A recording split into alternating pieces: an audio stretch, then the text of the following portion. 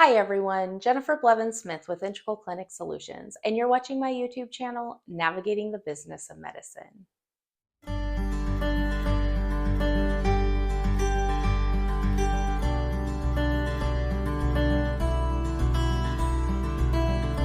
Today I want to talk about watching unnecessary expenditures.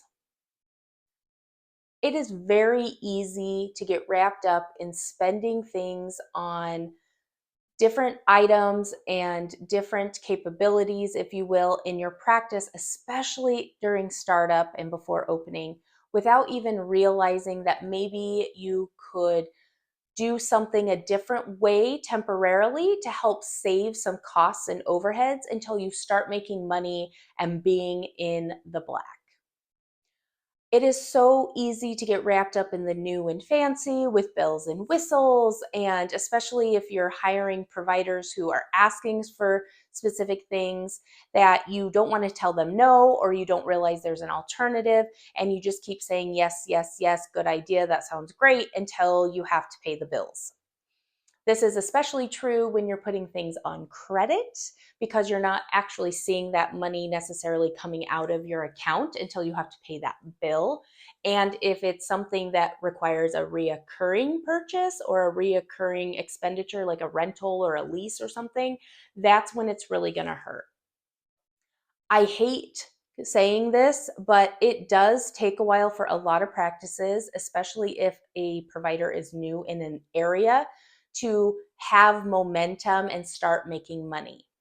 I would say that probably depending on your pro forma and how you estimated your patient volume, your mix of payers, reimbursements, I mean, there's a lot that plays into this, but it takes a good at least, and I'm being very optimistic here, 6 to 9 months to start actually having a little bit of padding in your finances to cover, all the stuff you had to put up front before you were making money to open your practice. And then you have the operating costs on top of that month to month.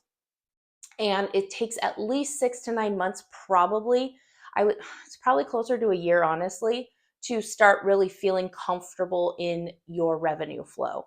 You're probably trying to get used to new software, which will delay claims going out. You'll have some issues probably with coding and getting claims out the door and some of the billing, and then getting patients in the door and scheduled and making sure their insurances that you take. And sometimes a lot of new practices end up seeing patients that they're not participating with their insurance because they're not realizing, and they didn't put workflows in place until they see those denials and they're like, oh shoot, we shouldn't be seeing patients with this insurance. There's so many kind of hiccups that occur when you're starting a practice and start seeing patients that it really hinders the revenue coming in, even though you feel like you did everything right and you did try to plan. Things happen. And because things happen, because things don't usually go the way we plan, because we don't have control over everything, it can be detrimental if you're putting high expenditures up front when it's not necessary. Let me give you some examples.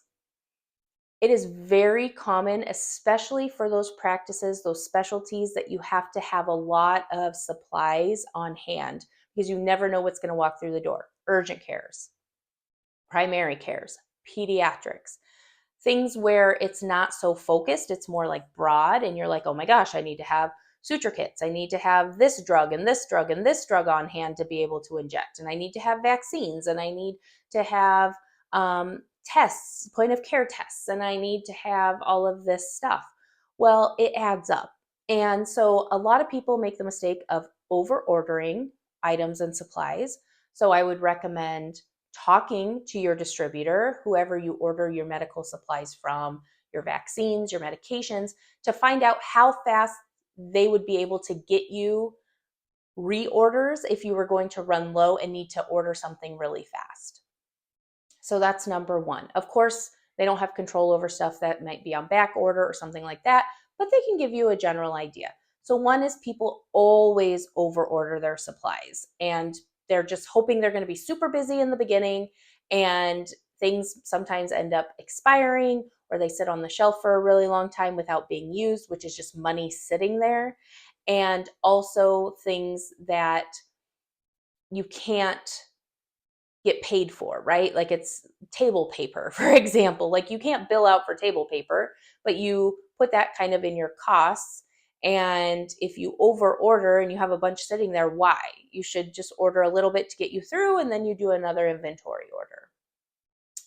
Office supplies, another thing, especially when the employees have input on this. Sometimes they want the big fancy bell and whistle mouse or keyboard or something like that. And it's like, okay, why don't we just start with like a basic one that will get you through? And then once you start maybe making a little bit of more money, maybe you can upgrade for them. Give them an incentive. Like once we start hitting like this many patients a day for this amount of time, we'll look at upgrading your mouse or your keyboard, right? So that you can give them goals. And the other thing is point of care tests. There are a ton of machines now for point of care testing. There are analyzers that you can get a CLIA waiver for, that you can have in office. A lot of times it's like a lease to purchase type situation, or if you order so many of the cassettes that do the tests, then you don't have to pay for the machine that month. I mean, they have a bunch of weird ways of getting you hooked on these deals, but at the same time, they're very expensive, very expensive. So you have to look at what your reimbursement's going to be from the insurance companies and how much you're going to be paying out of pocket, and to really see if you're going to be making that big of a profit, especially in the beginning of a practice, to see if it's worth it. Strep, flu, urine, they can all be rapid little old school tests that give you just as much good information you need to treat a patient than those machines. Granted, those machines are awesome. I'm sure they're more sensitive. I'm sure they'll give you the whole spiel why they're better than the old school little cassettes where you swab and stick it in with the drops and time it. I'm sure, but you can still use those and still treat patients just the same. Patients 5 years ago in clinics that didn't have these machines were treating patients just as fine as they are today with those machines. And I'm telling you, the cost difference, the savings you can make by just deciding that you're going to do in-house swabs and drops for strep tests, flu, COVID probably too, because I know there's COVID analyzers and there's the rapids. The urine, so you don't have to have the urine analyzer machine. You can do the old school dipstick where you time and you write it down. I mean, that's what I did as an MA. These are all things that I did for 10 years. I would not say the quality of care was poor, was bad. Patients were able to find out what was wrong with them. The providers were able to prescribe them what they needed, and they were on their way and they recovered really quickly. So you have to look at it. Yes, you would like the bells and whistles. Yes, you would like to say you're up to date with all the state of the art machinery and stuff. But what is the reality of the pocketbook? What is that going to change in your patient care really? Besides telling them what you have and maybe having a little bit more sensitive tests, is it really going to change the outcome for the patient that drastically that you're willing to put that much more money up front? And these are just questions you need to ask as you're purchasing supplies, as you're buying machines, as you're looking at everything. Is this something necessary, or can I wait to get it? Can I buy something a little bit cheaper that's still a strong alternative that's not jeopardizing my patient's health, safety, my staff's safety? Is it still pretty efficient, that they're not going to be wasting time on hours of working, that we can get this for a little while and then budget a new analyzer machine for next year? Like I just released a video talking about budgeting for next year. If that's something that you really want in your office, the amount of cost, you've probably done your research, the maintenance and all of that, budget it in for next year. Give yourself something to look forward to, a goal of being able to say, hey, guess what? We did so good, we can now afford this, right? And just don't jump in. It's like giving a 16-year-old who just got their license a brand new BMW.